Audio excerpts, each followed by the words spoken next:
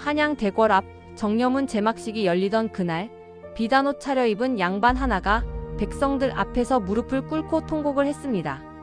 제 아들이 아니라고, 저 떡장수의 아들이라고 목이 터져라 외쳐대지 않았겠습니까? 그 앞에 선 젊은 선비, 바로 과거에 급제한 강인은 차갑게 내려다보며 이렇게 말했습니다. 아니 아버지, 당신은 살인자일 뿐이라고. 군사들이 그 양반의 팔을 비틀어 끌고 가고 떡장수 할멈은 눈물 흘리며 강희의 손을 꽉 잡았습니다.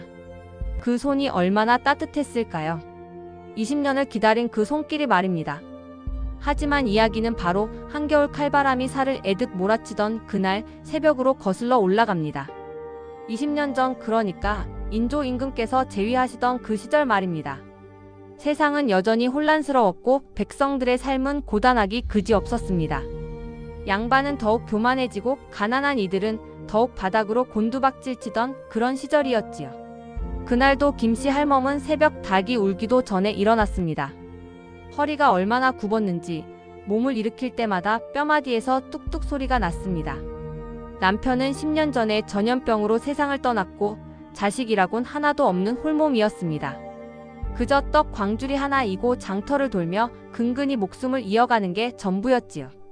할멈의 나이는 50을 훌쩍 넘겼지만 고된 삶은 그를 60이 넘은 노파처럼 보이게 만들었습니다. 새벽 어둠 속에서 할멈은 떡을 쪘습니다.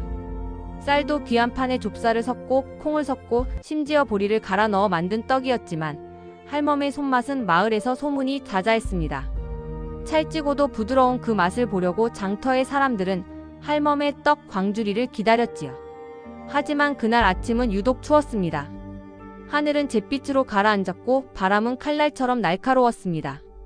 할멈은 헌 누비옷 위에 또 한 겹을 껴입고 떡 광주리를 머리에 이고 집을 나섰습니다.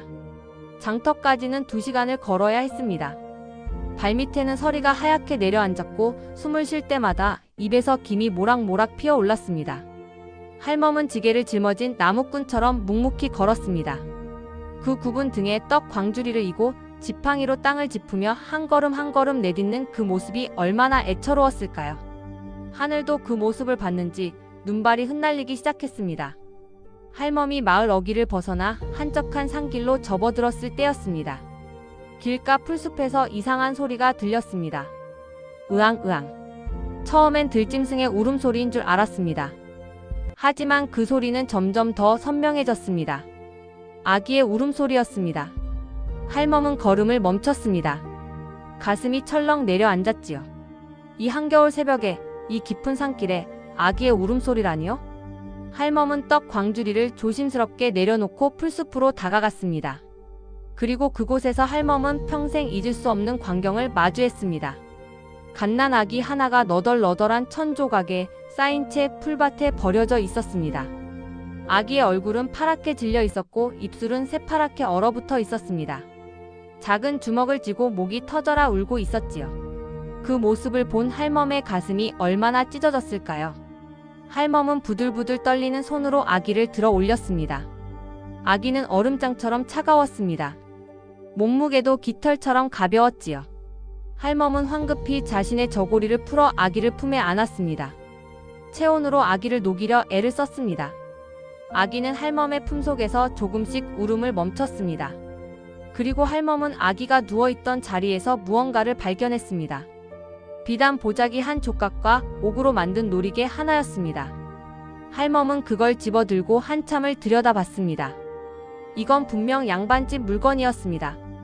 옥 놀이개에는 정교하게 새겨진 문양이 있었고 비단 보자기는 비록 더러워졌지만 값비싼 것임이 한눈에 보였습니다. 할멈의 머릿속은 복잡해졌습니다. 이 아이는 분명 양반집에서 버린 아이였습니다. 어쩌면 혼외정사로 태어난 아이일 수도, 집안의 수치를 감추기 위해 몰래 버린 아이일 수도 있었지요. 할멈은 한참을 망설였습니다. 이 아이를 어떻게 해야 하나? 관가에 신고를 해야 하나? 아니면 그냥 모르는 척하고 지나쳐야 하나? 하지만 할멈의 품속에서 잠든 아기의 얼굴을 내려다보는 순간 할멈의 마음은 이미 정해져 있었습니다. 할멈은 떡 광주리를 다시 이고 집으로 돌아왔습니다. 장터에 가야 했지만 이 아이를 그냥 두고 갈 수는 없었습니다. 할멈은 집에 돌아와 아기를 따뜻한 아랫목에 뉘고 미지근한 물에 적신 천으로 아기의 몸을 닦아줬습니다. 아기는 깨어나지 않았습니다. 숨은 쉬고 있었지만 깊은 잠에 빠져 있었지요. 할멈은 자신의 헌 저고리를 찢어 아기의 기저귀를 만들어주고 옛날 남편이 입던 속옷을 꺼내 아기를 감싸줬습니다. 그날부터 할멈의 삶은 완전히 달라졌습니다. 할멈은 아기에게 강이라는 이름을 지어줬습니다. 강물처럼 흘러흘러 결국 큰 바다에 이르라는 뜻이었지요. 마을 사람들은 할멈을 수군거렸습니다. 늙어서 정신이 나갔다고 남의 자식 주어 키워봤자 나중에 배신만 당한다고 양반집 자식이라면 나중에 제 부모 찾아가서 할멈은 쓰레기처럼 버려질 거라고 말입니다. 하지만 할멈은 아랑곳하지 않았습니다. 할멈은 강이를 등에 업고 장터로 떡을 팔러 다녔습니다. 아기는 할멈의 등에서 자고 울고 웃었습니다. 할멈은 떡 파는 돈으로 아기의 미음을 사고 옷을 지어주고 추운 겨울에는 자신의 이불을 아기에게 덮어줬습니다. 할멈의 등은 더 굽었고 주름은 더 깊어졌지만 할멈의 얼굴에는 이상하게도 웃음이 늘어났습니다. 아이를 키운다는 것이 이렇게 힘들면서도 이렇게 기쁜 일인지 할멈은 처음 알았습니다. 강이는 무럭무럭 자랐습니다. 할멈이 걱정했던 것과 달리 아이는 건강하게 자라났습니다. 3살이 되자 총명한 기운이 눈빛에서 빛났고 5살이 되자 할멈의 말을 귀신같이 알아들었습니다. 할멈이 떡을 빚으면 옆에서 거들었고 할멈이 장터에 가면 떡 광주리를 들어주려고 애썼습니다. 물론 아이의 힘으로는 턱도 없는 일이었지만 그 마음씨가 할멈은 고마웠지요. 강이가 7살이 되던 해 할멈은 큰 결심을 했습니다. 이 아이를 서당에 보내기로 한 것입니다. 마을 사람들은 말렸습니다. 주워온 자식에게 무슨 글공부를 시키냐고 떡이나 팔며 살면 그만이지 왜 쓸데없는 돈을 들이냐고 했습니다. 하지만 할멈은 고집을 꺾지 않았습니다. 할멈은 강이의 눈빛을 봤습니다. 그 눈에는 범상치 않은 무언가가 있었습니다. 이 아이는 평범한 아이가 아니라는 걸 할멈은 본능적으로 알았습니다. 할멈은 허리띠를 더욱 바짝 졸라맸습니다. 새벽 4시에 일어나 떡을 빚고 장터를 3군데나 돌며 떡을 팔았습니다. 저녁에는 품팔이를 나가 남의 집 빨래를 해주고 바치를 거들었습니다. 손가락 마디는 더욱 굵어지고 허리는 더욱 굽었지만 할멈은 한 푼 두 푼 모아서 서당 훈장님께 보낼 속수를 마련했습니다. 그렇게 강이는 서당에 들어갔습니다. 마을의 김 훈장은 신을 넘긴 노학자였습니다. 희끗희끗한 수염에 점잖은 인상이었지만 눈빛만은 날카로웠습니다. 김 훈장은 강이를 처음 본 순간 속으로 깜짝 놀랐습니다.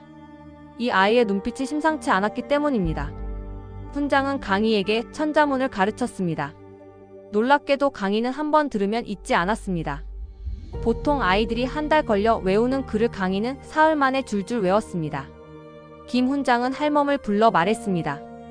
이 아이는 범상치 않은 제목이라고 내가 무료로 가르치겠으니 걱정 말고 계속 보내라고 했습니다. 할멈은 훈장님 앞에서 눈물을 흘렸습니다. 세상에 이런 고마운 분이 또 있을까요? 할멈은 훈장님께 절을 하고 또 절을 했습니다. 그 모습을 본 강이도 눈물을 글썽였습니다. 강이는 그날부터 더욱 열심히 글을 읽었습니다. 할머니가 새벽부터 밤까지 고생하는 모습을 아이는 똑똑히 봤습니다. 그 고생이 헛되지 않도록 자신이 꼭 출세해서 할머니를 편하게 해드려야겠다고 다짐했지요. 10년이 흘렀습니다. 강이는 17살 청년이 되었습니다. 키는 훌쩍 자랐고 얼굴에는 준수한 기운이 감돌았습니다. 하지만 여전히 할머니를 도와 떡을 팔았고 새벽에는 서당에 가서 글을 읽었습니다. 김 훈장은 강이의 재능에 감탄을 금치 못했습니다. 사서 삼경을 모두 섭렵했고 시와 문장도 귀신같이 잘 지었습니다. 훈장은 강이에게 말했습니다. 과거에 나가보라고 내 실력이면 충분히 급제할 수 있다고 했습니다. 그해 가을 강이는 과거 시험을 보러 한양으로 올라갔습니다. 할멈은 강이를 배웅하며 떡 한 보따리를 싸줬습니다. 할멈의 눈에는 눈물이 글썽였지만 입가에는 미소가 번졌습니다. 내 아들이 과거를 본다니 꿈만 같았지요. 강이는 할멈의 손을 꽉 잡고 말했습니다. 꼭 급제해서 돌아오겠다고 어머니를 편하게 해드리겠다고 했습니다. 그리고 석 달 후 기적 같은 소식이 들려왔습니다. 강이가 과거에 급제한 것입니다. 그것도 장원급제였습니다. 방을 붙이는 날 마을은 난리가 났습니다.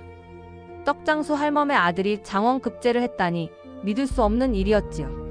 사람들은 할멈의 집 앞에 몰려들었고 할멈은 기쁨의 눈물을 흘렸습니다. 할멈은 떨리는 손으로 떡을 빚어온 마을 사람들에게 나눠줬습니다. 하지만 기쁨도 잠시 그날 밤 불길한 일이 벌어졌습니다. 화려한 가마 행렬이 마을에 나타난 것입니다. 비단 옷을 입은 양반들이 횃불을 밝히고 말을 타고 위풍당당하게 할멈의 집 앞에 멈춰 섰습니다. 마을 사람들은 숨을 죽였습니다. 무슨 일인가 싶어 고개를 내밀었지요. 가마에서 내린 사람은 50대의 양반이었습니다. 비단 두루마기에 옥 놀이개를 차고 눈빛은 차갑고 오만했습니다.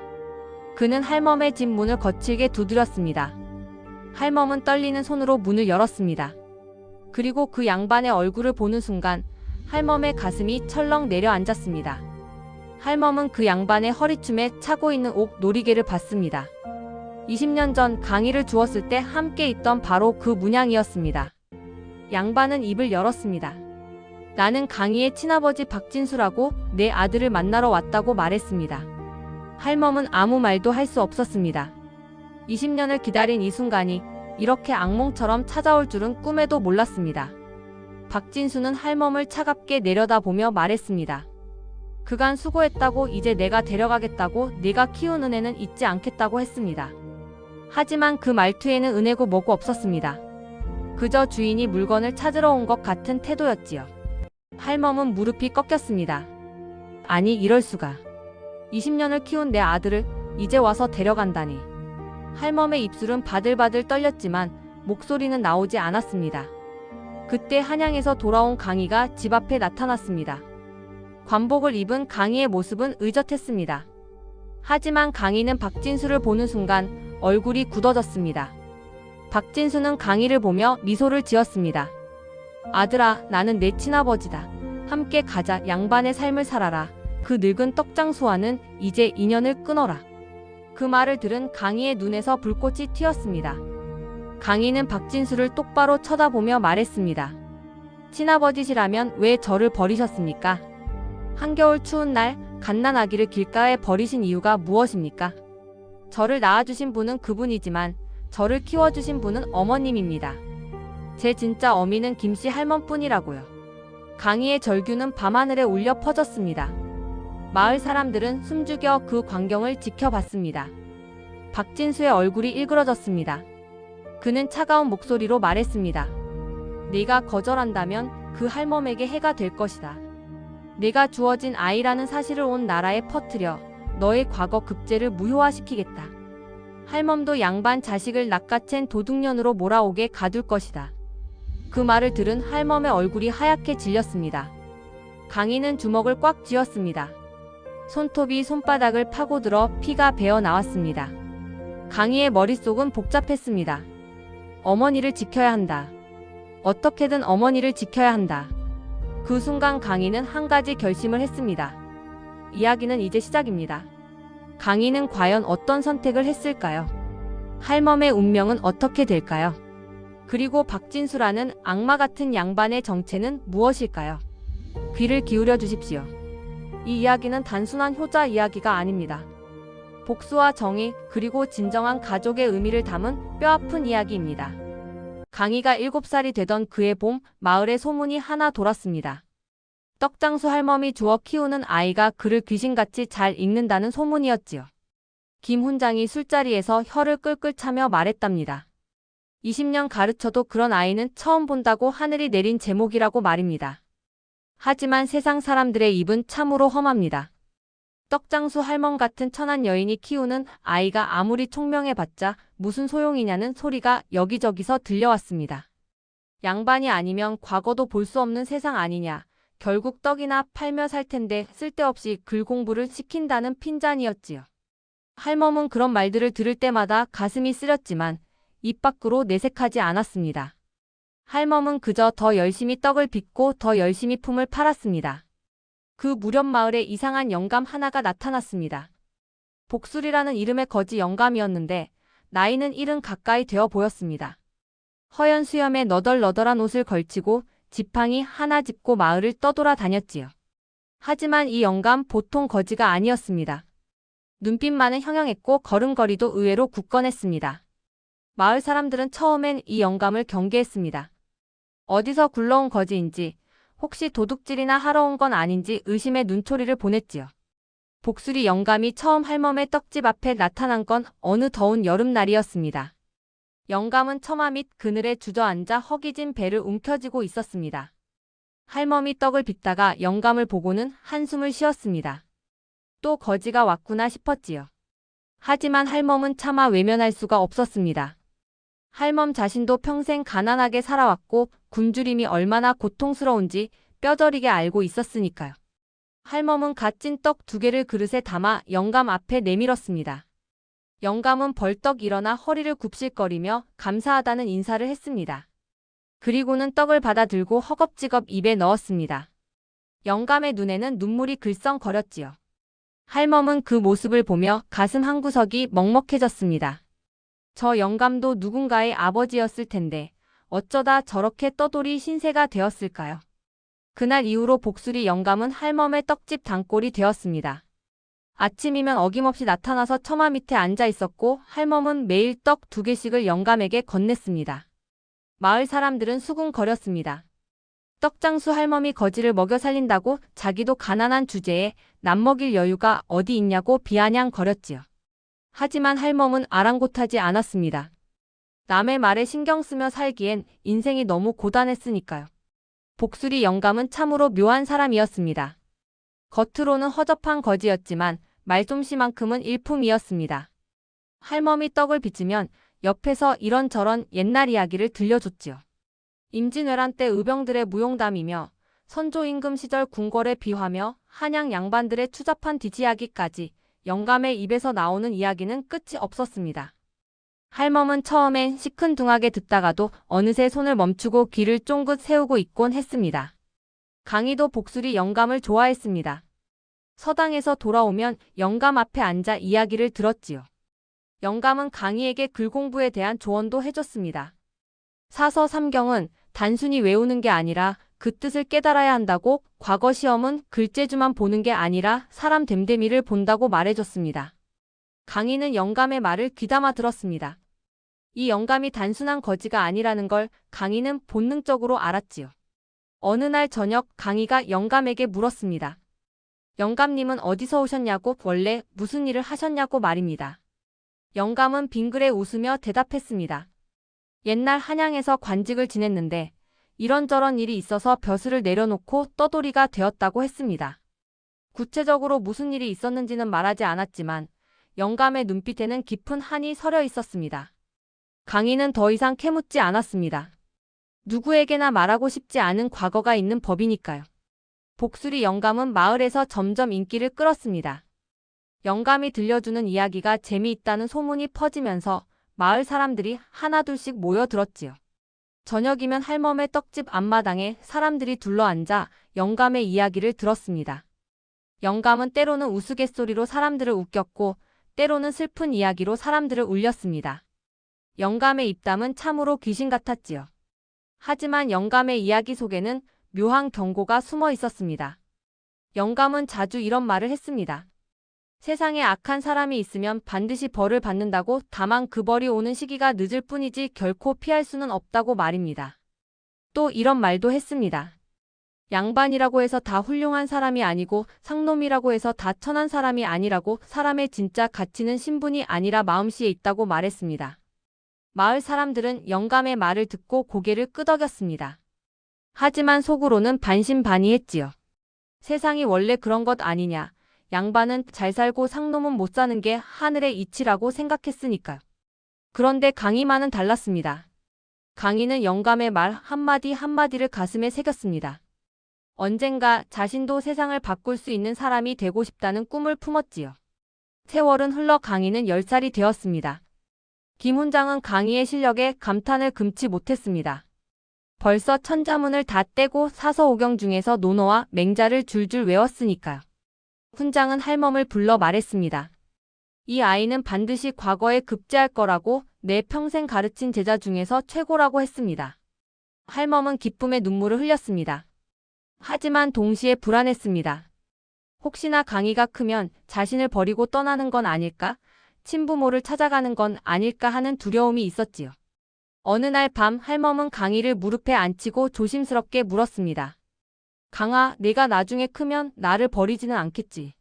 강희는 할멈의 주름진 손을 꽉 잡으며 말했습니다. 어머니, 제가 어떻게 어머니를 버리겠습니까?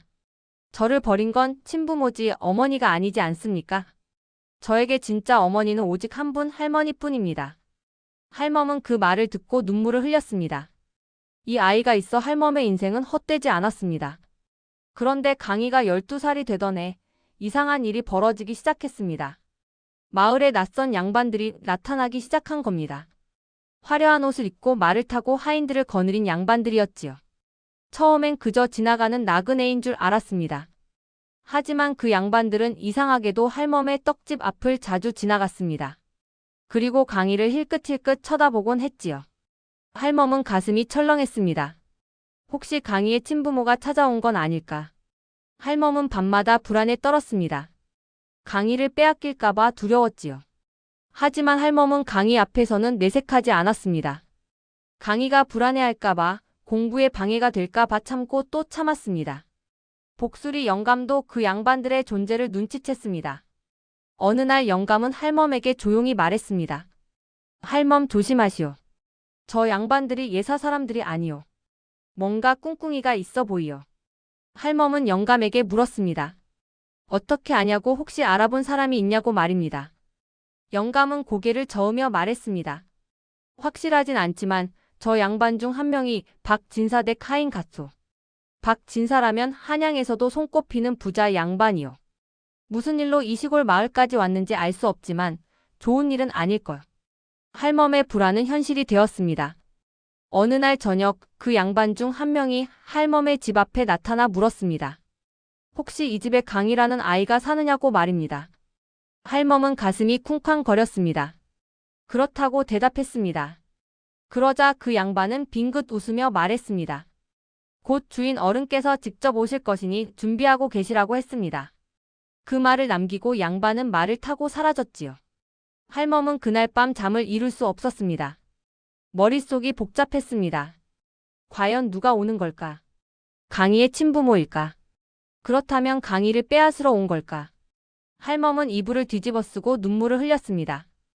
옆방에서 자고 있는 강희의 숨소리가 들렸습니다. 할멈은 생각했습니다. 이 아이를 빼앗긴다면 나는 어떻게 살아야 하나? 이 아이가 없다면 내 인생에 무슨 의미가 있을까? 복수리 영감은 할멈의 고민을 알았습니다. 영감은 할멈에게 조용히 말했습니다. 할멈, 너무 걱정하지 마시오. 강희는 영리한 아이요. 설사 친부모가 나타난다 해도 강희는 할멈을 버리지 않을 거요. 내가 그 아이를 지켜봤소. 그 아이의 효심은 진짜요. 그런 아이가 은혜를 저버릴 리 없소. 할멈은 영감의 말을 듣고 조금 마음이 놓였습니다. 하지만 여전히 불안했습니다. 며칠 후 마을에 또 다른 소문이 돌았습니다. 한양에서 큰 양반이 온다는 소문이었지요. 그 양반이 누구냐고 물어보니 박진수라는 이름이었습니다. 박진수는 한양에서도 손꼽히는 부자 양반이고 조정에도 인맥이 많은 권력자라고 했습니다. 마을 사람들은 웅성거렸습니다. 왜 그런 큰 양반이 이 시골 마을까지 오는 걸까? 혹시 떡장수 할멈과 무슨 관계가 있는 걸까? 복수리 영감의 얼굴이 굳어졌습니다. 영감은 박진수라는 이름을 듣는 순간 뭔가를 떠올린 듯 했습니다. 영감은 할멈에게 급히 물었습니다. 강희를 주었을 때 혹시 함께 있던 물건이 있었느냐고 말입니다. 할멈은 고개를 끄덕이며 집 안으로 들어가 오래된 보자기를 꺼내왔습니다. 그 안에는 비단 1000조각과 옥 놀이개가 들어 있었지요. 영감은 그 옥 놀이개를 보는 순간 얼굴이 하얗게 질렸습니다. 영감은 떨리는 목소리로 말했습니다. 이건 박씨 가문의 상징이요. 이 문양은 박진수 집안에서만 쓰는 거요. 할멈, 강희는 분명 박진수의 자식이요. 할멈은 주저앉았습니다. 머리가 핑 돌았습니다. 그렇다면 강희를 버린 게 박진수라는 말인가? 그 권력자 양반이 이제 와서 강희를 찾으러 오는 건가? 복수리 영감은 심각한 표정으로 말했습니다. 할멈, 조심하시오. 박진수는 보통 사람이 아니오. 나도 옛날 한양에 있을 때 그 사람에 대한 소문을 들었소. 겉으로는 점잖은 양반이지만 속으로는 독사 같은 사람이라오. 자기 이익을 위해서라면 사람 목숨도 아깝지 않게 여기는 자요. 강희가 과거에 급제할 가능성이 보이니까 이제 와서 아들이라고 우기며 데려가려는 거요. 할멈은 분노했습니다. 20년 동안 강희를 내팽개치고 살다가 이제 와서 아들이라고 우긴다니. 세상에 이런 파렴치한 놈이 어디 있습니까? 할멈은 이를 악물었습니다. 절대로 강희를 빼앗기지 않겠다고 다짐했지요. 복수리 영감도 고개를 끄덕였습니다. 그래야 하오. 하지만 할멈 박진수는 권력이 있소. 함부로 맞서다간 할멈과 강희 둘 다 위험해질 수 있소. 지혜롭게 대처해야 하오. 강희는 이 모든 일을 모르고 있었습니다. 여전히 서당에 가서 열심히 글을 읽고 집에 돌아와서는 할머니를 도왔습니다. 할멈은 강희에게 말하지 않았습니다. 아직은 때가 아니라고 생각했지요. 하지만 할멈의 얼굴에는 걱정이 가득했습니다. 강희도 그걸 눈치챘지만 할머니를 걱정시키고 싶지 않아 모른 척했습니다. 마을 사람들은 점점 더 수군거렸습니다. 머지않아 큰일이 벌어질 거라고 떡장수 할멈의 집에 풍파가 몰아칠 거라고 수군댔습니다. 복수리 영감은 마을 사람들에게 재미있는 이야기를 들려주며 분위기를 가라앉히려 애썼습니다. 하지만 영감의 눈빛도 예전 같지 않았습니다. 뭔가 큰 폭풍이 다가오고 있다는 걸 영감도 느끼고 있었으니까요. 그리고 마침내 그날이 왔습니다. 화려한 가마 행렬이 마을에 나타난 날 말입니다. 횃불을 밝히고 말을 타고 하인들을 거느린 박진수가 마을에 도착했습니다. 마을 사람들은 숨을 죽이고 그 광경을 지켜봤습니다. 할멈은 떨리는 손으로 빗자루를 쥐고 집 앞에 서 있었습니다. 복수리 영감은 할멈 곁에 서서 조용히 말했습니다. 할멈 용기를 내시오. 이 싸움은 이제 시작이오. 가마가 할멈의 집 앞에 멈춰 섰습니다. 박진수가 가마에서 내렸습니다. 비단 두루마기에 옥 놀이개를 찬 그의 모습은 위풍당당했습니다. 하지만 그 눈빛은 차갑고 오만했지요. 박진수는 할멈을 내려다보며 입을 열었습니다. 나는 강희의 친아버지 박진수다. 내 아들을 만나러 왔다. 그간 수고했으니 포상은 하겠다. 이제 내가 데려가겠다. 할멈의 온몸이 부들부들 떨렸습니다. 분노인지 두려움인지 알 수 없는 감정이 할멈을 휩쌌습니다. 할멈은 입술을 깨물었습니다. 아무 말도 나오지 않았습니다. 그때 복수리 영감이 한 걸음 앞으로 나섰습니다. 영감은 박진수를 똑바로 쳐다보며 말했습니다. 양반 어른, 20년 동안 버려두고 살다가 이제 와서 아들이라고 우기는 게 말이 돼요? 세상에 그런 파렴치한 놈이 어디 있소? 박진수의 얼굴이 일그러졌습니다. 감히 거지 주제에 나에게 대들어? 박진수는 하인들에게 손짓했습니다. 하인들이 복수리 영감을 끌어내려 했지요. 하지만 영감은 꿈쩍도 하지 않았습니다. 영감의 눈빛에는 두려움이 없었습니다. 오히려 박진수를 꿰뚫어보는 듯한 날카로움이 있었지요. 그 순간 서당에서 돌아온 강희가 집 앞에 나타났습니다. 강희는 박진수를 보는 순간 본능적으로 알았습니다. 저 사람이 자신을 버린 친아버지라는 것을. 강희의 눈빛이 차갑게 변했습니다. 박진수는 강희를 보며 만족스러운 미소를 지었습니다. 아들아, 나는 내 친아버지다. 함께 가자. 하지만 강희는 대답하지 않았습니다. 그저 차갑게 박진수를 바라볼 뿐이었습니다. 그 눈빛에는 분노와 경멸이 담겨 있었지요. 마을은 숨죽인 듯 조용했습니다. 폭풍 전야의 고요함이었습니다. 과연 강희는 어떤 선택을 할까요? 할멈의 운명은, 강희의 미래는 어떻게 될까요? 이야기는 이제 본격적으로 시작됩니다. 강희와 박진수가 마주 선 그 순간 마을 전체가 숨을 죽였습니다. 아버지와 아들, 하지만 20년의 세월이 그 사이를 갈라놓았지요. 박진수는 여유로운 미소를 지으며 강희에게 다가갔습니다. 하지만 강희는 한 걸음 물러섰습니다.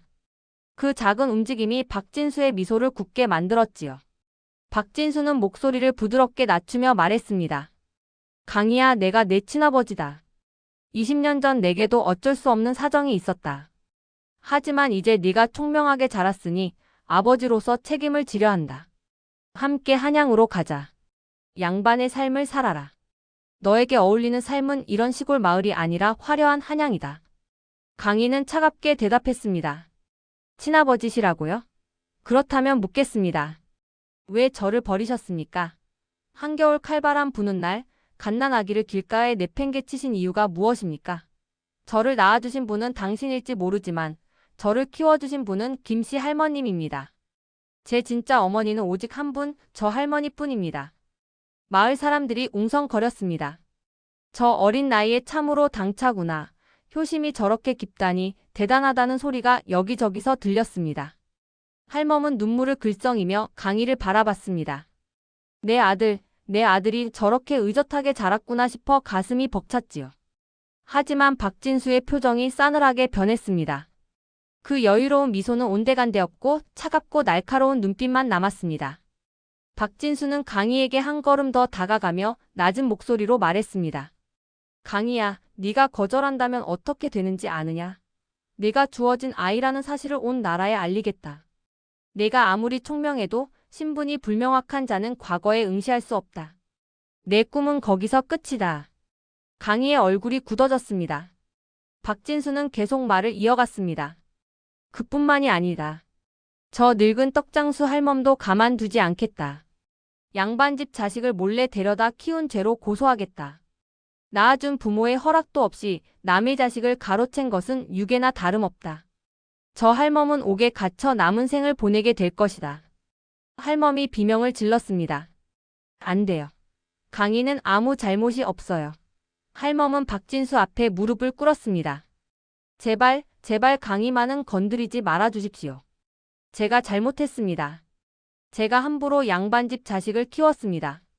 저를 벌하십시오. 하지만 강희는 제발, 제발 그냥 두십시오. 강희는 할멈을 부축하며 일으켰습니다. 어머니 일어나십시오. 무릎 꿇지 마십시오. 강희의 목소리는 떨렸지만 눈빛만은 굳건했습니다. 강희는 박진수를 똑바로 쳐다보며 말했습니다. 당신은 정말 악마군요. 자식을 사랑해서 찾아온 게 아니라 이용하려고 찾아온 거군요. 박진수는 비웃었습니다.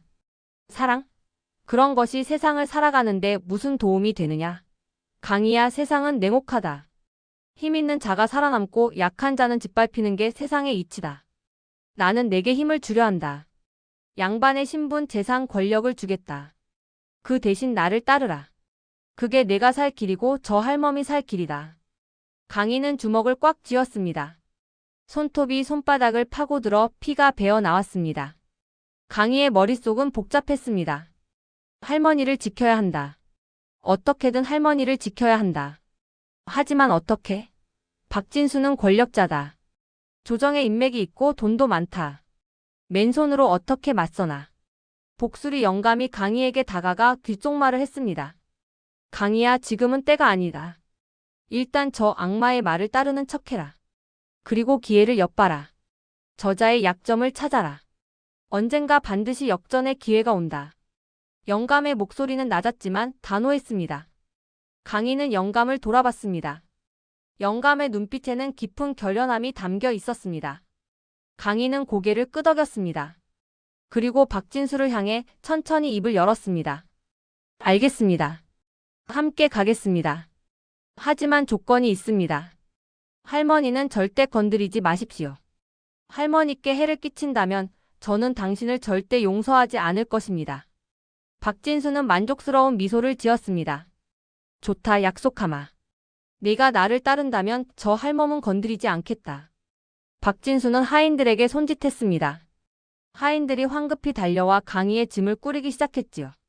할멈은 강희의 팔을 붙잡았습니다. 강아, 가지마. 제발 가지마. 나는 네가 없으면 살 수 없어. 할멈의 목소리는 절규에 가까웠습니다. 강희는 할멈의 손을 천천히 떼어냈습니다. 그리고 차갑게 말했습니다. 어머니, 이해해 주십시오.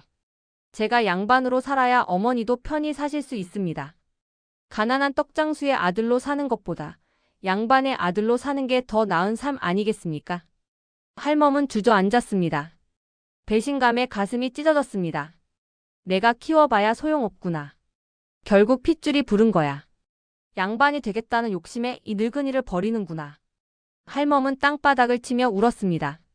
그 울음소리가 마을 전체에 울려 퍼졌지요.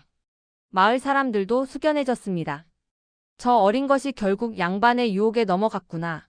효자인 줄 알았는데 역시 사람은 믿을 게 못 된다는 소리가 여기저기서 들렸습니다. 하지만 복수리 영감만은 달랐습니다. 영감은 강희의 눈빛을 봤습니다. 그 눈빛에는 분노와 결의가 담겨 있었지요. 영감은 알았습니다. 강희가 지금 연기를 하고 있다는 것을. 강희는 할멈을 뒤로하고 박진수를 따라 가마에 올랐습니다. 가마 안에서 강희는 뒤를 돌아봤습니다. 할멈은 땅바닥에 주저앉아 울고 있었습니다. 강희의 가슴이 찢어지는 것 같았습니다. 어머니, 제발 기다려 주십시오. 제가 반드시 돌아오겠습니다. 당신을 지키겠습니다. 강희는 속으로 다짐했습니다. 가마 행렬이 마을을 떠나자 복수리 영감은 할멈을 부축해 일으켰습니다. 할멈, 울지 마시오. 강희는 떠나지 않았소. 저 아이는 지금 전쟁터로 가는 거요. 저 악마의 소굴에 들어가 약점을 찾으려는 거요. 할멈은 영감을 쳐다봤습니다. 정말 그럴까요? 정말 강희가 저를 버린 게 아닐까요? 영감은 단호하게 고개를 끄덕였습니다. 내가 보증하오. 저 아이의 눈빛을 봤소. 저건 사랑하는 사람을 지키기 위해 자신을 희생하는 눈빛이오. 저 아이는 할멈을 위해 악마와 거래한 거요. 하지만 결국엔 그 악마를 쓰러뜨릴 거요.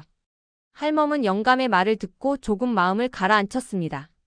하지만 불안은 여전했습니다. 한편 한양으로 가는 길에 박진수는 강희에게 말했습니다. 강희야, 네가 현명한 선택을 했다. 한양에 도착하면 너를 내 아들로 정식 등록하겠다. 그리고 과거 준비를 시키겠다. 내 실력이면 충분히 급제할 수 있을 것이다. 급제하면 나는 내게 관직을 얻어주겠다. 우리 부자가 힘을 합치면 조정에서도 무시할 수 없는 세력이 될 것이다. 강희는 대답하지 않았습니다. 그저 창밖을 바라볼 뿐이었습니다. 창밖으로는 산과 들이 스쳐 지나갔습니다. 강희는 생각했습니다. 나는 지금 무엇을 하고 있는가? 할머니를 배신한 것인가? 아니다. 나는 할머니를 지키기 위해 이 길을 선택한 것이다. 저 악마의 비밀을 찾아내고 약점을 파고들어 결국엔 할머니를 완전히 지켜내겠다. 며칠 후 강희는 박진수의 저택에 도착했습니다. 저택은 어마어마하게 컸습니다. 기와집이 즐비하고 정원은 아름답게 꾸며져 있었으며 하인들이 수십 명이나 되었습니다. 강희는 이런 부를 처음 봤습니다. 하지만 강희의 마음은 편치 않았습니다. 이 모든 부가 어디서 나온 것일까? 정당하게 번 돈일까? 박진수는 강희를 자신의 서재로 데려갔습니다. 서재에는 책이 가득했습니다. 사서 삼경은 물론이고 역사서, 병서, 온갖 책들이 빼곡히 꽂혀 있었지요. 박진수는 말했습니다. 강희야, 이 모든 책을 읽어라. 지식은 힘이다. 내가 많이 배울수록 우리 집안은 더 강해진다. 강희는 고개를 끄덕였습니다. 하지만 속으로는 다른 생각을 하고 있었습니다. 이 서재 어딘가에 박진수의 비밀이 숨어 있을 것이다. 나는 그것을 찾아야 한다. 강희는 날마다 서재에서 책을 읽었습니다. 겉으로는 공부하는 척했지만 실제로는 서재 구석구석을 살펴봤습니다. 어느 날 밤 강희는 서재에 혼자 남았습니다.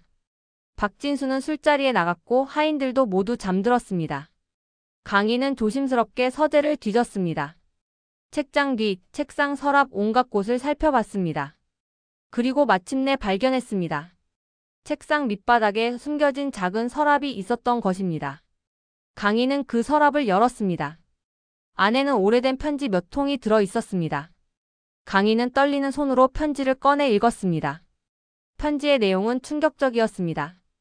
20년 전 박진수가 자신의 정치적 라이벌을 살해했다는 내용이었습니다. 그리고 그 죄를 무고한 사람에게 뒤집어 씌웠다는 증거였지요. 강희의 손이 부들부들 떨렸습니다. 이게 사실이라면 박진수는 살인자다. 그리고 무고한 사람이 대신 벌을 받았다는 말인가. 강희는 편지를 계속 읽었습니다. 그리고 더욱 충격적인 내용을 발견했습니다. 박진수가 강희를 버린 이유가 적혀 있었던 것입니다. 편지에는 이렇게 적혀 있었습니다. 혼외 정사로 낳은 아이를 살려둔다면 살인사건이 드러날 위험이 있다. 그 여자는 이미 죽었고 아이도 없애야 한다. 하지만 차마 손에 피를 묻힐 수 없어 한겨울 길가에 버리기로 한다. 얼어 죽든 굶어 죽든 그것은 하늘의 뜻이다. 강희는 편지를 읽고 분노로 온몸이 떨렸습니다. 이 악마 같은 놈. 자기 자식을 죽이려 했다니. 그리고 지금은 그 자식이 쓸모있게 되었으니 다시 데려온 것이다. 강희는 이를 악물었습니다. 나는 반드시 이 악마를 무너뜨리겠다. 할머니를 지키고 정의를 세우겠다. 강희는 편지를 조심스럽게 다시 서랍에 넣었습니다. 하지만 내용은 머릿속에 또렷이 새겨 넣었습니다. 강희는 알았습니다. 이 편지만으로는 부족하다는 것을. 더 확실한 증거가 필요하다. 목격자가 필요하다. 그래야 박진수를 완전히 무너뜨릴 수 있다. 며칠 후 강희는 박진수에게 물었습니다. 아버지, 20년 전에 무슨 일이 있었습니까? 어떤 사정으로 저를 버리게 된 겁니까? 박진수는 잠시 당황한 표정을 지었습니다. 하지만 곧 여유를 되찾으며 말했습니다. 그때는 집안 사정이 복잡했다. 내 어미가 병으로 죽고 나는 벼슬을 유지하기 위해 내를 숨겨야 했다. 미안하다. 하지만 강희는 알았습니다. 거짓말이라는 것을. 편지에는 분명히 적혀 있었습니다. 강희의 어미를 박진수가 죽였다고. 강희는 속으로 분노를 사기며 겉으로는 이해하는 척했습니다. 그렇군요. 사정이 있으셨군요. 박진수는 만족스러운 표정을 지었습니다. 그날 밤 강희는 잠을 이룰 수 없었습니다. 할머니 생각이 났습니다. 지금 할머니는 어떻게 지내실까? 혹시 제가 정말 배신했다고 생각하시는 건 아닐까? 강희는 눈물을 흘렸습니다. 어머니, 조금만 기다려 주십시오. 제가 반드시 증거를 찾아내겠습니다. 그리고 돌아가겠습니다. 한편 마을에서는 할멈이 날마다 떡집 앞에 앉아 강희를 기다렸습니다. 손님이 와도 떡을 제대로 팔지 못했습니다. 정신이 없었던 것이지요. 복수리 영감은 할멈 곁을 지켰습니다. 영감은 할멈에게 말했습니다. 할멈, 강희를 믿으시오. 저 아이는 반드시 돌아올 거요. 그리고 박진수의 목에 칼을 겨눌 거요. 할멈은 영감에게 물었습니다. 영감님은 어떻게 그리 확신하십니까? 혹시 박진수에 대해 아는 게 있으십니까? 영감은 잠시 망설이다가 입을 열었습니다. 사실은 말이오, 나는 20년 전 한양 포도청의 포졸이었소. 그때 박진수가 저지른 살인사건을 목격했소. 하지만 증언할 기회가 없었소. 박진수는 권력으로 사건을 덮어버렸고 무고한 사람이 대신 죽었소. 나는 그 일로 벼슬을 그만두고 떠돌이가 되었소. 할멈은 깜짝 놀랐습니다. 그렇다면 영감님이 증인이시군요. 영감님이 증언하시면 박진수를 무너뜨릴 수 있지 않습니까? 영감은 고개를 저었습니다. 그렇게 간단한 문제가 아니오. 20년이 지났고 나는 이제 늙은 거지에 불과하오. 내 증언만으로는 부족하오. 확실한 물증이 필요하오. 그리고 그 물증은 아마 박진수의 저택 어딘가에 있을 거요. 할멈은 무릎을 쳤습니다. 그렇다면 강희가 지금 그걸 찾고 있는 거군요. 영감은 고개를 끄덕였습니다. 그렇소. 강희는 지금 목숨을 걸고 증거를 찾고 있어. 우리는 그저 기다리고 준비해야 하오. 언젠가 강희가 증거를 가지고 돌아올 때 우리가 도울 준비를 해야 하오. 하지만 박진수도 가만히 있지 않았습니다. 박진수는 강희를 의심하기 시작했습니다. 강희가 너무 얌전하고 너무 순종적이라는 게 오히려 의심스러웠던 것입니다. 박진수는 하인들에게 명령했습니다. 강희를 감시하라. 혹시 이상한 행동을 하면 즉시 보고하라. 강희는 자신이 감시당하고 있다는 걸 눈치챘습니다. 하인들의 시선이 느껴졌지요. 강희는 더욱 조심스럽게 행동했습니다. 낮에는 열심히 공부하는 척하고 밤에는 잠든 척하며 서재를 뒤졌습니다. 시간이 흐를수록 긴장감은 높아졌습니다. 그리고 어느 날 박진수는 강희에게 충격적인 말을 했습니다. 강희야, 네가 과거에 급제하면 나는 너를 조정에 청구하겠다. 하지만 한 가지 조건이 있다. 저 떡장수 할멈과의 연을 완전히 끊어라. 다시는 만나지 마라. 그래야 내 신분이 완전히 양반으로 인정받을 수 있다. 강희의 얼굴이 굳어졌습니다. 그건 불가능합니다. 저는 절대 할머니를 버릴 수 없습니다. 박진수는 차갑게 웃었습니다. 그렇다면 나도 약속을 지킬 수 없다. 저 할멈에게 해가 갈 것이다. 선택은 네가 하는 거다. 강희는 주먹을 꽉 쥐었습니다. 이 악마는 끝이 없구나. 할머니를 인질로 잡고 나를 협박하는구나. 강희는 결심했습니다. 더 이상 시간을 끌 수 없다. 빨리 증거를 확보하고 이 악마를 무너뜨려야 한다. 그날 밤 강희는 마지막 도박을 했습니다. 박진수의 서재에 몰래 들어가 편지를 훔치기로 한 것입니다. 위험한 일이었습니다. 들키면 목숨이 위태로울 수 있었지요. 하지만 강희에게는 선택의 여지가 없었습니다. 강희는 한밤중에 서재로 향했습니다. 하인들이 순찰을 돌고 있었지만 강희는 조심스럽게 피해 다녔습니다. 서재 문을 열고 들어가 책상 및 서랍을 열었습니다. 편지는 그대로 있었습니다. 강희는 편지를 품속에 넣었습니다. 바로 그때 등 뒤에서 목소리가 들렸습니다. 뭐 하는 짓이냐? 박진수였습니다. 박진수는 촛불을 들고 서재에 들어와 있었습니다. 강희의 얼굴이 창백해졌습니다. 들켰다. 박진수는 차갑게 웃으며 다가왔습니다. 역시 너를 믿어서는 안 되는 거였어. 내 놈 나를 배신하려 했구나. 강희는 뒤로 물러섰습니다. 하지만 뒤는 벽이었습니다. 박진수는 하인들을 불렀습니다. 하인들이 우르르 몰려왔습니다. 박진수는 명령했습니다. 저놈을 가둬라. 그리고 내일 떡장수 할멈을 잡아오너라. 저놈에게 본때를 보여주겠다. 강희는 절규했습니다. 안 돼. 할머니는 건드리지 마. 하지만 하인들은 강희를 끌고 갔습니다. 강희는 지하 창고에 갇혔습니다. 어둡고 좁은 공간이었지요. 강희는 벽을 치며 울부짖었습니다. 내가 실패했다. 할머니가 위험하다. 어떻게 해야 하나? 과연 강희는 이 위기에서 벗어날 수 있을까요? 할멈은 박진수의 소나기에서 벗어날 수 있을까요? 복수리 영감은 무엇을 할까요? 이야기는 이제 절정으로 치닫고 있습니다. 귀를 기울여 주십시오. 강희가 지하창고에 갇힌 그날 밤 한양에서 마을로 가는 길에는 박진수의 하인들이 말을 타고 달리고 있었습니다. 횃불을 들고 칼을 찬 하인들이었지요. 그들의 목적은 하나, 떡장수 할멈을 잡아오는 것이었습니다. 박진수의 명령은 분명했습니다. 할멈을 잡아와 강희 앞에서 고통받게 만들라. 그래야 강희가 완전히 굴복할 것이다. 그 시각 마을에서는 복수리 영감이 밤하늘을 올려다보고 있었습니다. 별들이 유난히 밝게 빛나는 밤이었지만 영감의 마음은 불안으로 가득 차 있었습니다. 뭔가 잘못되고 있다는 예감이 들었지요. 영감은 할멈의 집으로 향했습니다. 할멈은 아직도 떡집 앞에 앉아 강희가 돌아오기를 기다리고 있었습니다. 영감은 할멈에게 다가가 말했습니다. 할멈, 오늘 밤은 집 안으로 들어가시오. 뭔가 불길한 기운이 느껴지요. 할멈은 고개를 저었습니다. 안 돼요. 혹시 강희가 오면 어쩌려고요? 제가 여기 있어야 강희가 날 찾지 않겠어요. 영감은 한숨을 쉬었습니다. 고집센 할멈을 설득할 수 없다는 걸 알았지요. 바로 그때였습니다. 저 멀리서 말발굽 소리가 들려왔습니다. 땅이 울리는 것 같았습니다. 영감은 벌떡 일어났습니다. 온다. 할멈 빨리 숨으시오. 하지만 이미 늦었습니다. 박진수의 하인들이 횃불을 들고 마을에 나타났습니다. 마을 사람들이 잠에서 깨어 고개를 내밀었지요. 하인 중 우두머리가 소리쳤습니다. 떡장수 할멈이 어디 있느냐? 당장 나와라. 할멈은 떨리는 다리로 일어섰습니다. 제가 김씨 할멈입니다. 무슨 일이십니까? 우두머리는 냉소를 지으며 말했습니다.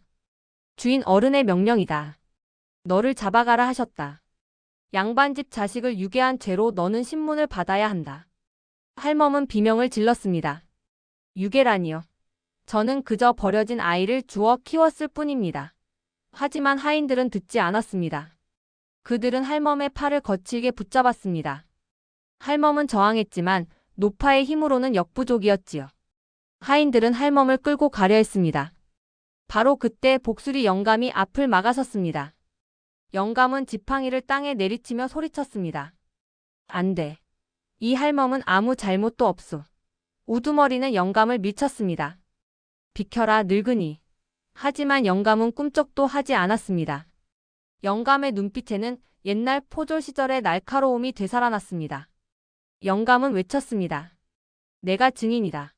20년 전 박진수가 저지른 살인 사건을 내가 목격했다. 그 악당이 무고한 사람에게 죄를 뒤집어 씌운 것을 내가 똑똑히 봤다. 마을 사람들이 웅성거렸습니다. 살인이라니? 박진수가 살인자라고? 하인들의 얼굴이 굳어졌습니다. 우두머리는 당황한 표정으로 말했습니다. 닥쳐라. 함부로 주인 어른을 모함하지 마라. 하지만 영감은 물러서지 않았습니다. 모함이 아니다. 나는 한양 포도청의 명포졸이었다. 박진수가 정적을 칼로 찔러 죽이는 것을 내 눈으로 봤다. 그 현장에는 옥놀이개가 떨어져 있었고 그건 박씨 가문의 상징이었다. 마을 사람들이 술렁거렸습니다.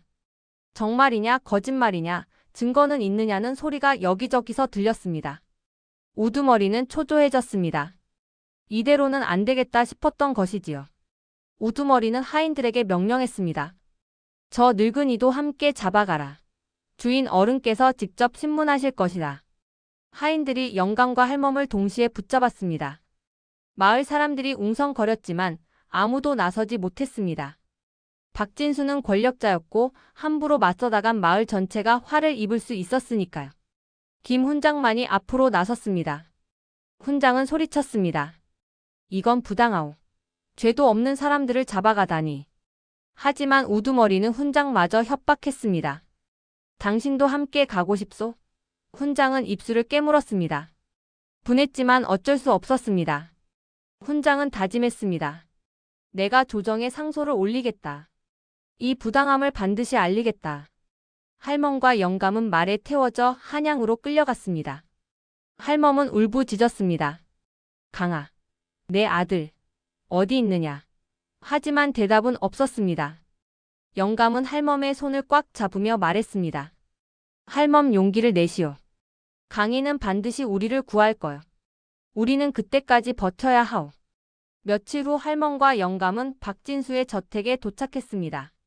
그들은 지하 창고로 끌려갔습니다. 그곳에는 이미 강희가 갇혀 있었지요. 강희는 할멈을 보는 순간 달려가 할멈을 안았습니다. 어머니, 무사하십니까? 할멈도 강희를 껴안으며 울었습니다. 강아, 내 아들아. 영감은 강희에게 물었습니다. 증거는 찾았느냐? 강희는 고개를 끄덕였습니다. 찾았습니다. 편지를 발견했습니다. 하지만 박진수에게 들켰습니다. 편지는 다시 빼앗겼습니다. 영감은 한숨을 쉬었습니다. 그렇다면 우리에겐 내 증언밖에 없구나. 하지만 그것만으로는 부족할 것이다. 강희는 고개를 숙였습니다. 제 잘못입니다. 제가 더 조심했어야 했는데. 할멈은 강희의 머리를 쓰다듬으며 말했습니다. 아니다, 강아. 내 잘못이 아니다. 이 모든 게 저 악마 같은 놈의 짓이다. 영감은 말했습니다. 아직 끝나지 않았소. 우리에게는 아직 희망이 있소. 그날 밤 박진수가 지하 창고로 내려왔습니다. 촛불을 들고 나타난 박진수의 얼굴에는 승리의 미소가 번져 있었습니다. 박진수는 강희를 내려다보며 말했습니다. 강희야, 이제 알았느냐? 내가 나를 이길 수 없다는 것을. 나는 권력이 있고 너는 아무것도 없다. 네가 아무리 발버둥 쳐봤자 소용없다. 강희는 박진수를 똑바로 쳐다보며 말했습니다. 당신은 언젠가 반드시 대가를 치를 것입니다. 하늘이 보고 있습니다. 박진수는 비웃었습니다. 하늘? 그런 게 어디 있느냐?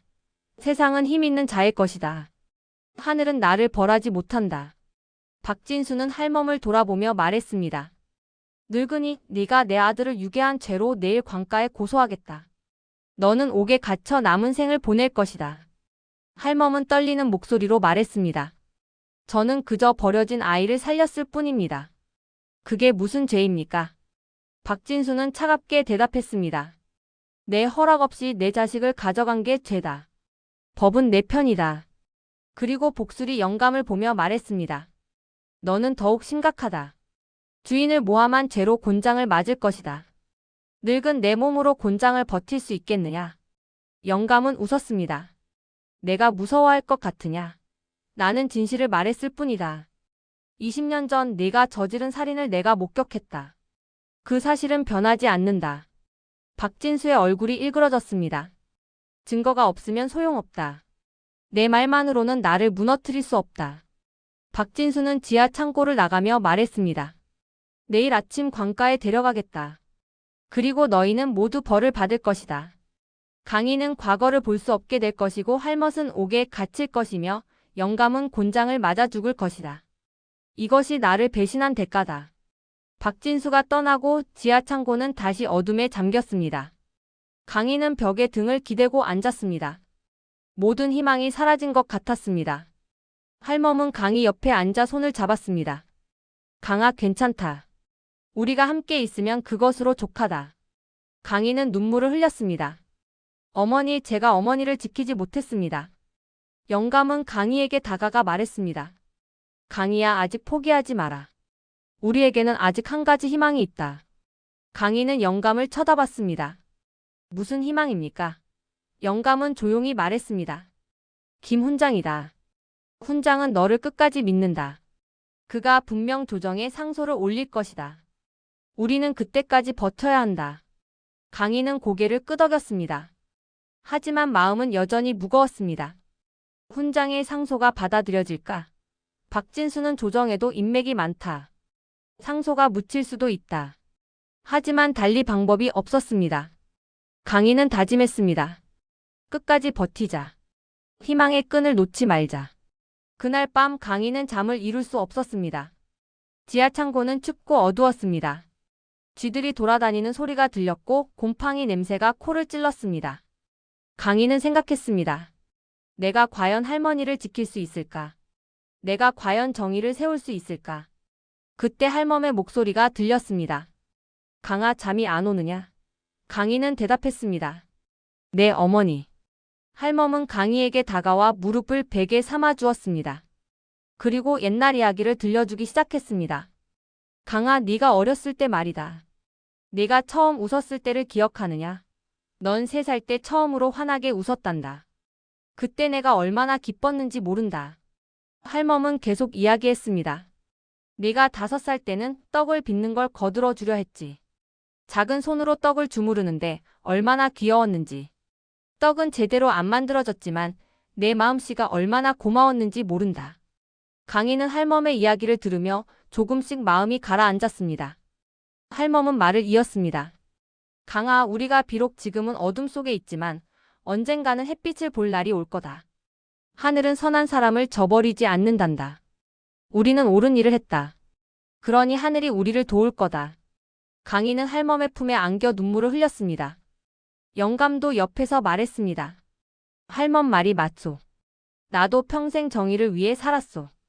비록 지금은 늙은 거지 신세지만 내 양심만은 깨끗하오. 우리는 끝까지 싸울 거야. 그리고 이길 거야. 강희는 고개를 끄덕였습니다. 그렇습니다. 우리는 포기하지 않을 것입니다. 다음 날 아침 박진수의 하인들이 지하 창고로 내려왔습니다. 그들은 강희와 할멈, 영감을 끌고 나갔습니다. 밖은 눈부시게 밝았습니다. 오랜만에 보는 햇빛이었지요. 하지만 그들이 끌려가는 곳은 광가였습니다. 박진수가 이미 고소장을 제출해 놓았던 것입니다. 광가 앞에는 이미 많은 사람들이 모여 있었습니다. 소문이 퍼진 것이지요. 양반이 떡장수 할멈을 고소했다는 소문, 살인사건이 연루되어 있다는 소문이 한양 전체에 퍼졌습니다. 사람들은 호기심 어린 눈빛으로 강희와 할멈을 바라봤습니다. 광가에 사또가 나왔습니다. 사또는 박진수의 친구였습니다. 박진수는 이미 사또에게 뇌물을 바쳤고 사또는 박진수의 편이었지요.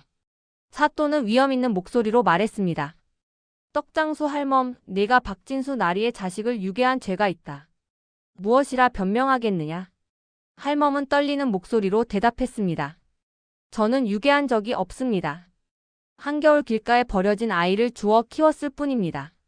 사또는 코웃음을 쳤습니다. 버려진 아이라는 증거가 있느냐? 네가 몰래 훔쳐간 것 아니냐? 할멈은 항변했습니다. 아니옵니다. 아이 옆에는 비단 보자기와 옥 놀이개가 있었습니다. 박진수가 앞으로 나섰습니다. 그것은 내가 아이와 함께 둔 물건이다.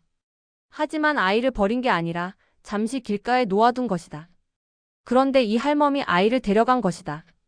백성들이 웅성거렸습니다. 그게 말이 되느냐, 누가 자식을 길가에 놓아두느냐는 소리가 들렸습니다. 하지만 사또는 박진수의 편을 들었습니다.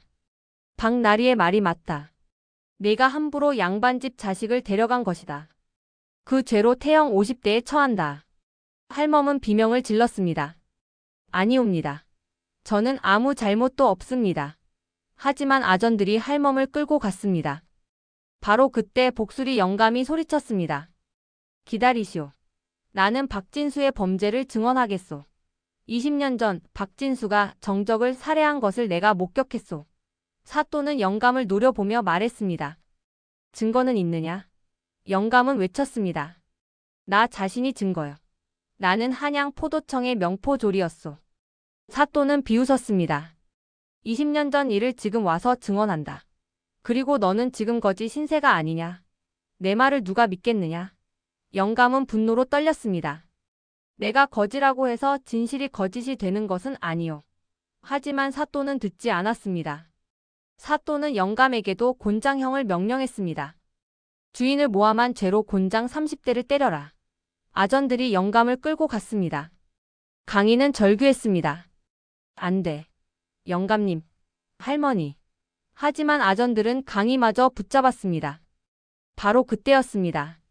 관가 밖에서 말발굽 소리가 들렸습니다. 모두가 고개를 돌렸습니다. 말을 탄 관리 한 명이 관가로 들어왔습니다. 그는 손에 문서 하나를 들고 있었습니다. 관리는 사또에게 문서를 건네며 말했습니다. 임금님의 어명이옵니다. 이 사건을 조사하라는 명이 내려졌습니다. 사또의 얼굴이 하얗게 질렸습니다.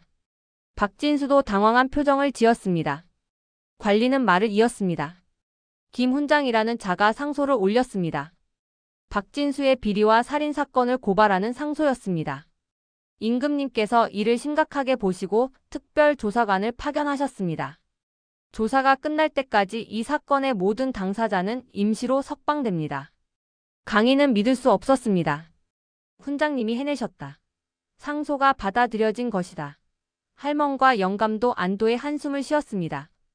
박진수는 분노로 떨었습니다. 하지만 임금의 명을 거역할 수는 없었습니다. 관리는 박진수를 쳐다보며 말했습니다. 박 진사, 당신도 조사를 받아야 합니다. 증거를 제출할 준비를 하십시오. 박진수는 이를 악물었습니다. 하지만 겉으로는 태연한 척했습니다. 물론입니다. 나는 떳떳하니 조사를 받겠습니다. 강희와 할멈, 영감은 석방되었습니다. 그들은 관가를 나와 서로를 부둥켜 안았습니다. 살았다. 우리가 살아남았다. 하지만 아직 끝나지 않았습니다. 진짜 싸움은 이제부터였습니다. 강희는 다짐했습니다. 이제 반격할 때다. 박진수의 악행을 세상에 알릴 때다. 복수리 영감은 강희에게 말했습니다. 강희야, 이제 우리에게 기회가 왔다. 조사관이 공정한 사람이라면 우리는 이길 수 있다. 하지만 증거가 필요하다. 그 편지를 다시 찾아야 한다. 강희는 고개를 끄덕였습니다. 제가 다시 박진수의 저택에 잠입하겠습니다. 할멈은 강희를 붙잡았습니다. 안 돼, 강아. 너무 위험하다. 하지만 강희는 단호하게 말했습니다. 어머니, 이번이 마지막 기회입니다. 이번에 실패하면 우리는 영영 박진수를 이길 수 없습니다. 저는 가야 합니다. 할멈은 눈물을 흘리며 강희를 안았습니다. 그날 밤 강희는 다시 박진수의 저택으로 향했습니다. 이번에는 영감도 함께였습니다. 영감은 옛날 포졸 시절의 기술을 발휘하여 저택의 경비를 피하는 법을 강희에게 가르쳤습니다. 둘은 조심스럽게 담을 넘어 저택 안으로 들어갔습니다. 서재로 가는 길은 험난했습니다. 하인들이 순찰을 돌고 있었고 개들이 짖어댔습니다.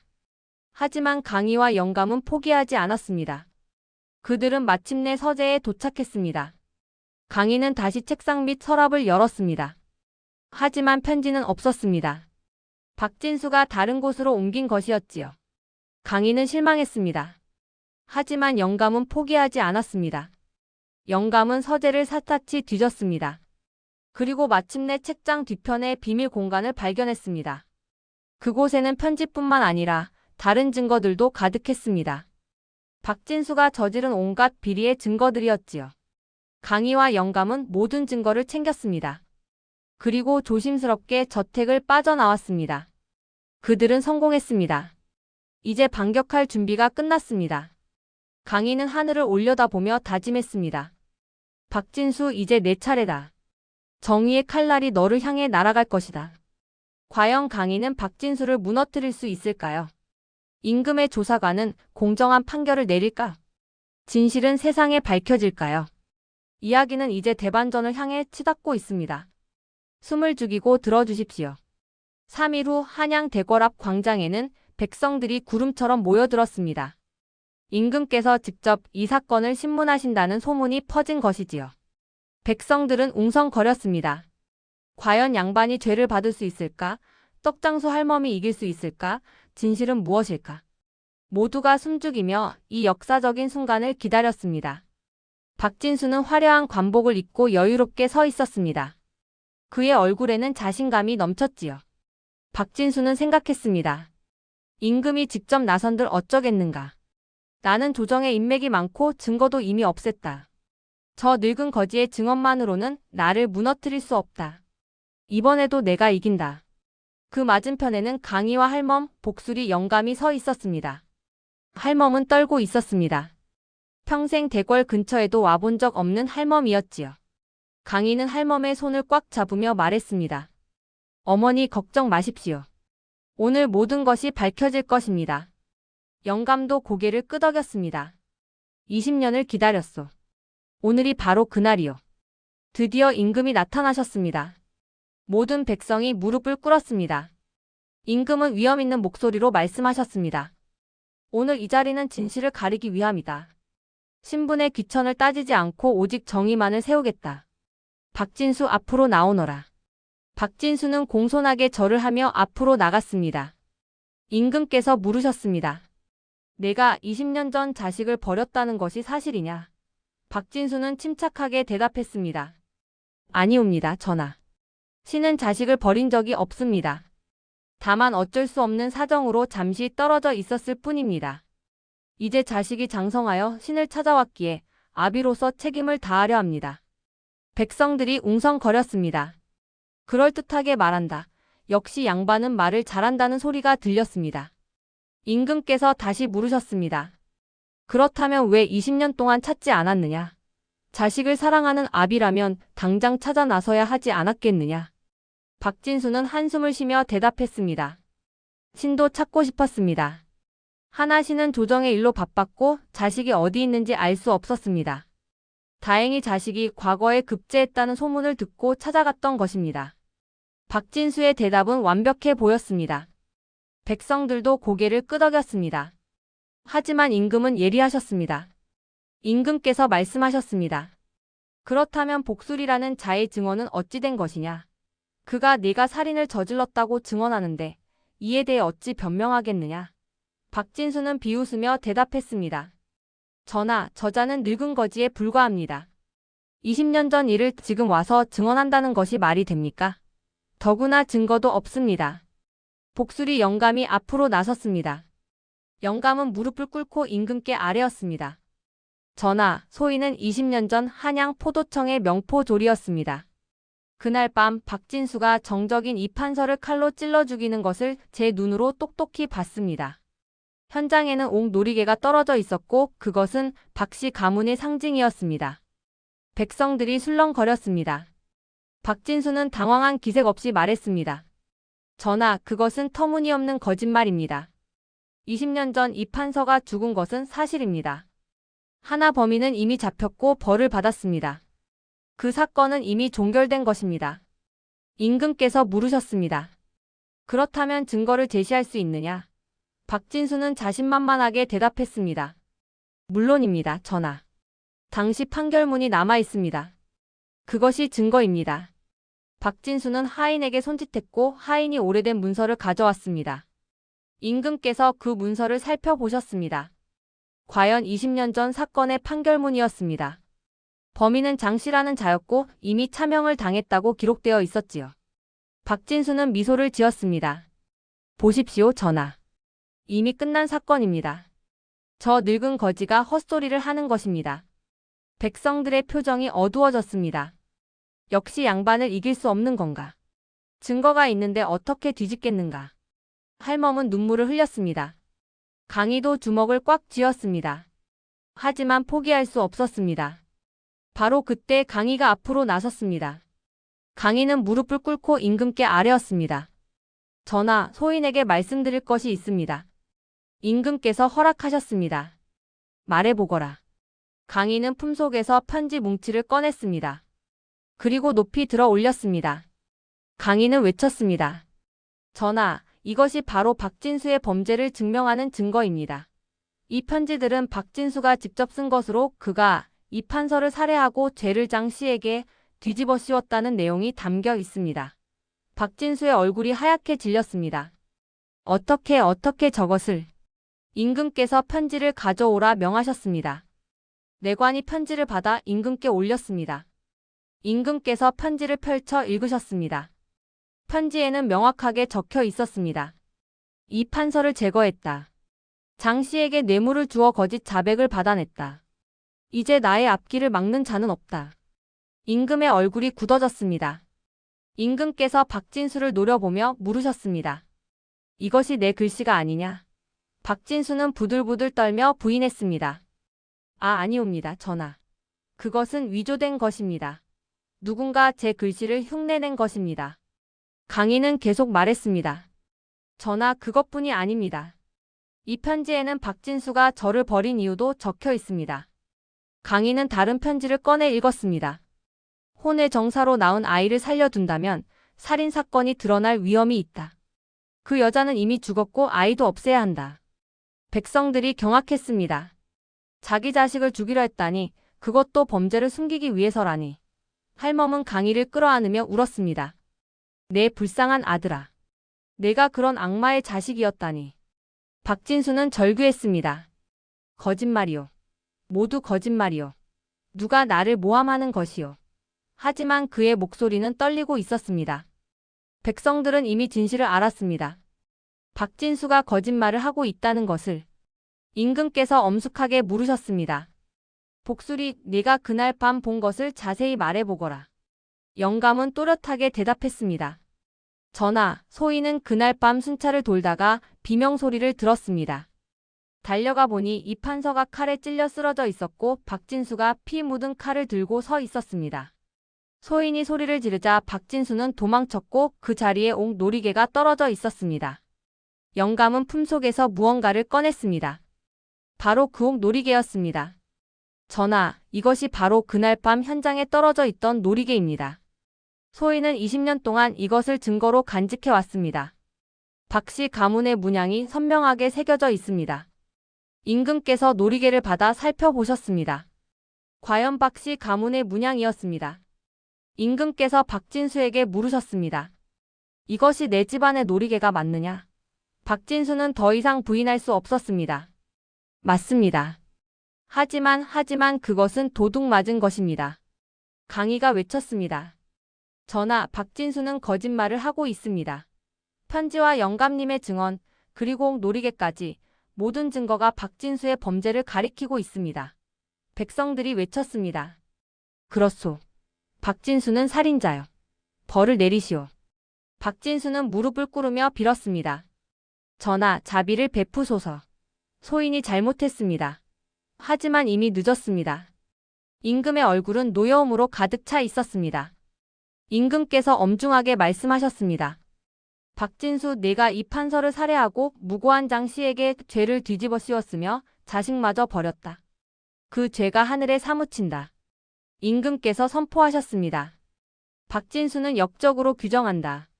모든 관직을 박탈하고 재산을 몰수하며 차명에 처한다. 그리고 장 씨의 억울한 죽음에 대해서는 복권과 함께 그 유족에게 보상을 하라. 군사들이 박진수를 끌고 갔습니다. 박진수는 발버둥 치며 소리쳤습니다. 안 돼. 안 돼. 나는 양반이다. 하지만 아무도 그의 말을 듣지 않았습니다. 백성들은 환호했습니다. 정의가 승리했다. 악인이 벌을 받았다. 할멈은 강희를 끌어안으며 기쁨의 눈물을 흘렸습니다. 영감도 하늘을 올려다보며 눈물을 흘렸습니다. 20년을 기다린 보람이 있었습니다. 임금께서 강희를 불러 물으셨습니다. 강희야, 네가 과거에 급제한 것은 사실이냐? 강희는 무릎을 꿇고 대답했습니다. 그렇사옵니다, 전하. 임금께서 고개를 끄덕이시며 말씀하셨습니다. 내가 효심이 깊고 정의를 위해 목숨을 걸었으니 짐이 너를 관직에 임명하겠다. 그리고 내 양모인 김씨 할멈에게도 정려문을 내리겠다. 강희는 임금께 절을 올리며 말했습니다. 전하의 은혜에 감사드립니다. 하지만 소인에게는 벼슬보다 더 중요한 것이 있습니다. 소인의 진짜 어머니는 저 할멈뿐입니다. 소인은 평생 어머니를 모시고 효도하며 살겠습니다. 임금께서 감동하여 말씀하셨습니다. 효자로다. 참으로 효자로다. 임금께서 다시 말씀하셨습니다. 복수리, 내가 20년 동안 진실을 지켜왔으니 그 충성이 가상하다. 짐이 너를 다시 포도청에 임명하고 벼슬을 회복시키겠다. 영감은 눈물을 흘리며 절을 올렸습니다. 전하의 은혜 평생 잊지 않겠나이다. 백성들은 박수를 쳤습니다. 모두가 기뻐했습니다. 정의가 승리한 날이었습니다.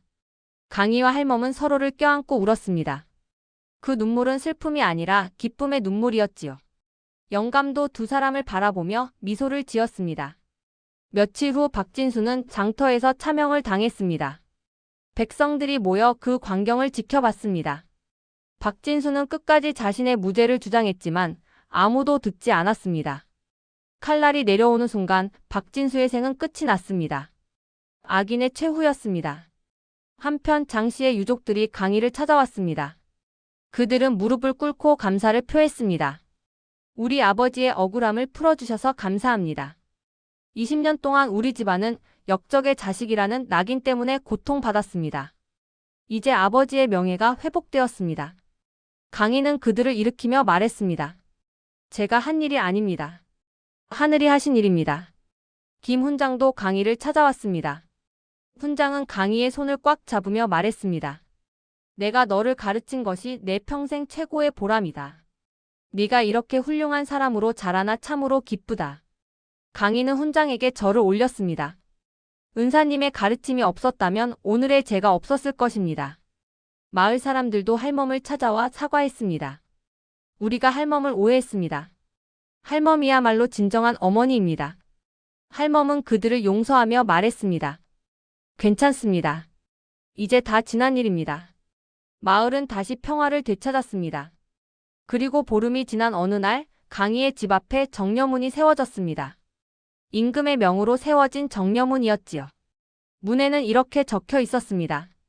효자 강희와 자애로운 양모 김씨를 기리노라. 마을 사람들이 모두 모여 정려문 제막식을 축하했습니다. 할멈은 정려문을 올려다보며 눈물을 흘렸습니다. 내가 평생 꿈에도 생각 못한 일이로구나. 강희는 할멈의 손을 잡으며 말했습니다. 어머니, 이 모든 영광은 어머니 것입니다. 어머니가 저를 키워주지 않았다면 오늘의 이 순간은 없었을 것입니다. 복수리 영감도 옆에서 말했습니다. 할멈 축하오. 할멈은 진정한 어머니요. 핏줄보다 더 진한 것이 사랑이라는 것을 할멈이 증명했소. 할멈은 영감에게도 감사했습니다. 영감님도 고맙습니다. 영감님이 없었다면 우리는 이길 수 없었을 것입니다. 저녁이 되자 강희는 할멈과 함께 집 앞에 앉아 하늘을 올려다봤습니다. 별들이 총총히 빛나고 있었습니다. 강희는 말했습니다. 어머니, 저는 이제 깨달았습니다. 진짜 부모는 낳아준 사람이 아니라 키워준 사람이라는 것을. 어머니가 제게 주신 사랑은 그 어떤 것과도 바꿀 수 없습니다. 할멈은 강희의 머리를 쓰다듬으며 말했습니다. 강아, 나도 네가 있어 행복했다. 네가 없었다면 내 삶은 의미가 없었을 것이다. 우리는 서로에게 구원이었단다. 강희는 할멈을 껴안았습니다. 두 사람은 오랫동안 그렇게 서로를 안고 있었습니다. 그날 밤 마을에는 축제가 벌어졌습니다. 사람들은 떡을 나눠 먹고 노래를 부르고 춤을 췄습니다. 복수리 영감은 장구를 치며 흥을 돋웠지요. 김 훈장도 거나하게 취해시를 읊었습니다. 모두가 행복한 밤이었습니다. 강희는 축제 한가운데서 사람들을 바라봤습니다. 이 모든 사람들이 진실을 지켜주었다. 이 모든 사람들이 정의를 믿어주었다. 강희는 생각했습니다. 세상은 아직 살만한 곳이다. 악이 득세하는 것처럼 보여도 결국엔 선이 이긴다. 다음 날 강희는 관복을 입고 한양으로 떠났습니다. 임금께서 내린 벼슬을 받기 위해서였지요. 할멈은 강희를 배웅하며 말했습니다. 강아, 벼슬을 하더라도 초심을 잊지 마라. 항상 백성을 생각하고 정의를 위해 살아라. 강희는 할멈께 약속했습니다. 그러겠습니다, 어머니. 강희는 한양에서 청렴한 관리로 이름을 날렸습니다. 언제나 백성을 먼저 생각하고 부정부패와 싸웠지요. 사람들은 강희를 정의의 선비라고 불렀습니다. 그리고 강희는 한 달에 한 번씩 꼭 마을로 돌아와 할멈을 찾아뵀습니다. 할멈은 여전히 떡을 빚었습니다. 하지만 이제는 돈을 받지 않고 가난한 사람들에게 나눠줬습니다. 강희가 주는 녹봉으로 충분히 살 수 있었으니까요. 할멈의 떡은 마을에서 사랑의 떡이라고 불렸습니다. 할멈의 손에서 나온 떡에는 따뜻한 마음이 담겨 있었지요. 복수리 영감은 다시 포도청의 포졸이 되었지만 얼마 지나지 않아 은퇴했습니다. 나이가 많았으니까요. 영감은 마을로 돌아와 할멈과 함께 살았습니다. 두 노인은 서로 의지하며 편안한 노년을 보냈지요. 세월이 흘렀습니다. 강희는 높은 벼슬에 올랐고 할멈은 나이가 들어 더 이상 떡을 빚을 수 없게 되었습니다. 강희는 할멈을 한양으로 모셔와 함께 살았습니다. 할멈은 강희의 집에서 편안히 쉬었습니다. 어느 날 저녁 할멈은 강희에게 말했습니다. 강아, 나는 이제 가도 여한이 없구나. 네가 이렇게 훌륭하게 자라주어 고맙다. 강희는 눈물을 흘리며 말했습니다. 어머니, 그런 말씀 마십시오. 어머니는 오래오래 사셔야 합니다. 하지만 할멈은 알고 있었습니다. 자신의 시간이 얼마 남지 않았다는 것을. 할멈은 강희의 손을 잡으며 말했습니다. 강아, 내가 죽거든 울지 마라. 나는 행복했다. 내가 있어 내 인생은 빛났다. 강희는 할멈을 끌어안으며 울었습니다. 며칠 후 할멈은 평화롭게 눈을 감았습니다. 강희는 할멈의 장례를 성대하게 치렀습니다. 임금께서도 조문을 보내셨고 수많은 백성들이 할멈을 기리러 왔습니다. 할멈의 관 앞에는 꽃이 가득했습니다. 강희는 할멈의 무덤 앞에서 맹세했습니다. 어머니, 제가 어머니께서 가르쳐 주신 대로 살겠습니다. 사랑과 정의를 잊지 않고 어머니의 이름을 빛내겠습니다. 그리고 강희는 평생 그 맹세를 지켰습니다. 훗날 사람들은 이 이야기를 후손들에게 전했습니다. 떡장수 할멈과 효자 강희의 이야기를. 진짜 부모는 낳아준 사람이 아니라 키워준 사람이라는 교훈을. 그리고 정의는 언젠가 반드시 승리한다는 믿음을. 이 이야기는 대대손손 전해져 내려갔습니다. 강희는 할멈을 잃은 슬픔을 가슴에 안고 살았지만 그 슬픔은 강희를 더 강하게 만들었습니다. 강희는 더욱 열심히 백성을 위해 일했고 부정부패와 싸웠습니다. 사람들은 강희를 존경했고 강희의 이름은 역사에 길이 남았습니다. 이것이 바로 떡장수 할멈과 강희의 이야기입니다. 복수와 정의 그리고 진정한 가족의 의미를 담은 이야기입니다. 하지만 이야기는 아직 끝나지 않았습니다. 마지막 장에서 우리는 강희와 할멈이 남긴 진정한 유산이 무엇인지 알게 될 것입니다. 자, 여러분. 폭풍우 같았던 재판이 끝나고 박진수가 형장의 이슬로 사라진 뒤 과연 강희와 할멈의 삶은 어찌 되었을까요? 그 후로 행복하게 살았습니다. 라는 말 한마디로 끝내기엔 두 사람의 정이 너무나 깊고 애틋하지 않습니까? 세월은 유수와 같다더니 강희의 구레나룻에도 어느덧 희끗희끗한 서리가 내리고 우리 김씨 할멈은 이제 꼬부랑 호호백발이 되었습니다. 강희는 임금님의 신임이 두터워 정승반열에 올랐지만 태걸만 하면 비단 관복을 벗어 던지고 헐렁한 삼배옷으로 갈아입은 뒤 어머니 방으로 달려갔지요. 어머니, 오늘 다리는 좀 어떠십니까? 제가 주물러 드리지요. 천하를 호령하는 대정승이 쪼그라든 노모의 다리를 주무르는 그 모습. 그게 바로 조선 팔도가 칭송하던 진짜 효도 아니었겠습니까? 그러던 어느 봄날이었습니다. 유난히 벚꽃이 눈처럼 흩날리던 날 할멈이 강희를 조용히 부릅니다. 강아. 내 아들 강아. 할멈의 목소리에 힘이 없습니다. 강희는 직감했습니다. 아, 이별의 시간이 왔구나.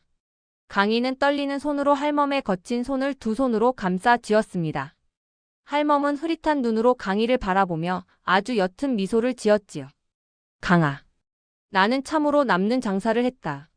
강희가 울먹이며 묻습니다. 어머니, 그게 무슨 말씀이십니까? 길가에 버려진 핏덩이 하나 거두었을 뿐인데.